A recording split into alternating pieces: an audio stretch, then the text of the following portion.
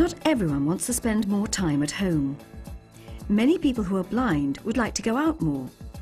But at least when they are at home, they can listen to the radio, or to tapes, or now to a pioneering internet service, Blue Iris.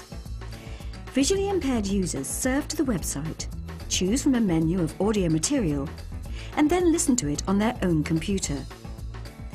They can do this because the project uses specialist software, which converts text to speech, offers a text magnification feature, and avoids any need to use a computer mouse. Blue Iris came about from looking at the tape service that already exists with the Blind Society. The Talking News department puts 850 tapes out twice a week on cassette to their users. Blue Iris is a method of doing this totally electronically through a personal computer. The user benefit of Blue Iris is to be able to pick and choose the content. With the cassette-based systems, they get the content that has been put on the cassette and they listen to it. With Blue Iris, they can listen to a content that they choose themselves online. A lot of visually impaired people are housebound, and to be able to get information and delivered to them via the internet is a tremendous boost. Once they've got logged in onto the system, they can choose from today's content, which obviously varies from day to day. Then there's an archive system which they can access through a search engine.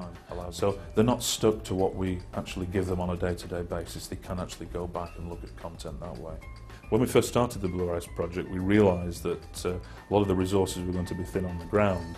So to be able to communicate with each other and get involved with the project remotely at a distance was a great benefit to the project. From my own personal use, I can get access to the service on a day-to-day basis, and I live 3/4 of an hour away from me. It's saving time, travel. It really is a huge benefit to the project. Blue Iris as it stands is a very powerful system. It gives us a lot of information. We can help the users in return. One of the things that we're aware of is that people sat in front of computers listening to audio information is great for some people, but what about when you want to listen to it in the supermarket? So we're going to make good use of the new podcasting techniques and incorporate that into Blue Iris. When we first started working on the Blue Iris project, we had some pretty preconceived ideas about working with visually impaired people. Very quickly you learn that within the visually impaired community, you've got computer literate people, computer illiterate people, and all shades in between. And that cuts across any disability. So the problems that we might have with people accessing the system are no different to the problems that we'd have with sighted people.